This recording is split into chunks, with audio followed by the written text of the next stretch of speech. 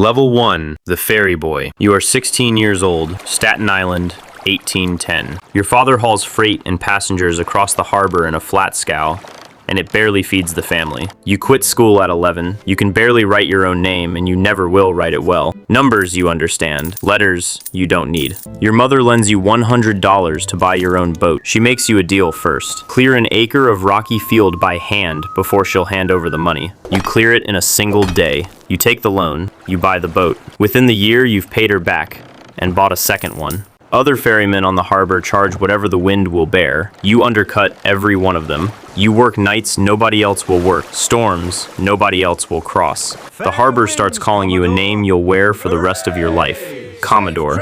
You're not in the Navy. You don't own a warship. You own a rowboat and a temper, and that's enough to earn it. Level 2, the monopoly. You are 24, New York Harbor, 1818. A legal steamboat monopoly controls every engine-powered vessel on these waters, granted by the state, backed by court orders, untouchable for 20 years. You take a job running steamboats for a smuggler named Gibbons, who's fighting the monopoly in court. You captain his boat straight through monopoly waters in broad daylight, daring them to stop you. Marshals chase you. You hide the boat in creeks.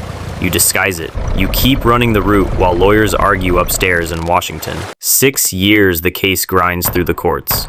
In 1824, the Supreme Court strikes the monopoly down completely. Every river in America opens overnight.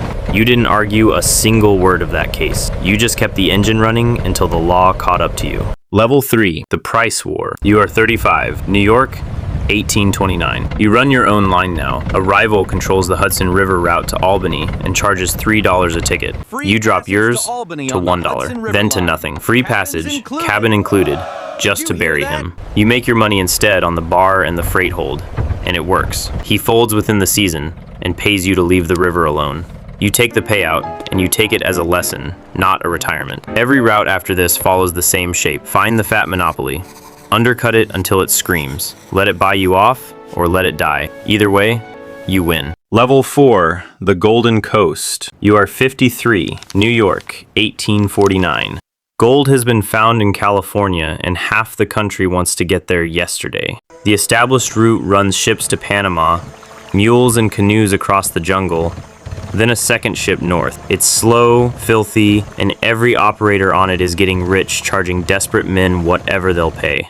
You look at a map of Nicaragua instead, a shorter crossing, lake and river instead of jungle mud. You build the route yourself, dredge the channel, run your own steamers on both oceans. 2 days faster than the competition and half the price. Passengers flood to your line. The old Panama operators watch their fortune evaporate in a single season.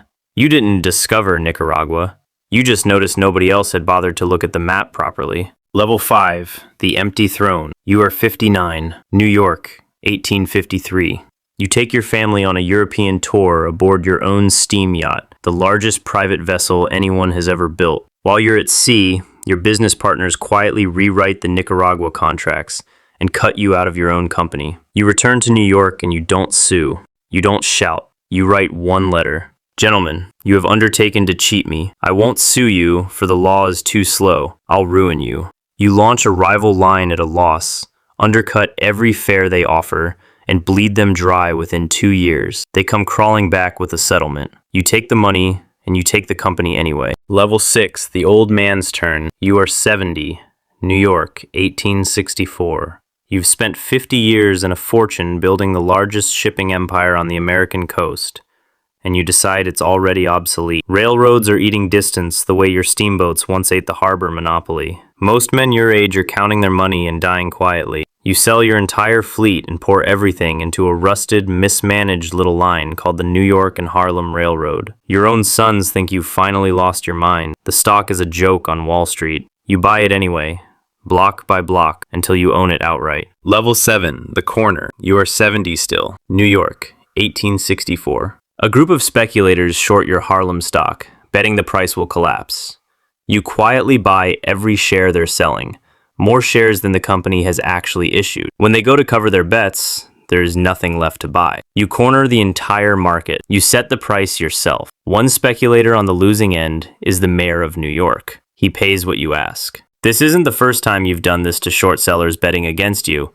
and it won't be the last. Wall Street starts calling you a different kind of Commodore now, one nobody wants to fight twice. Level 8, the Winter Blockade. You are 73. New York, 1867. Winter locks the Hudson River in ice, and your rival railroad, the New York Central, refuses to send its passengers across the frozen river to connect with your line. You retaliate instantly. You cut off all connections to their line at Albany, stranding their passengers in the cold with nowhere to transfer. The Central's stock collapses within days.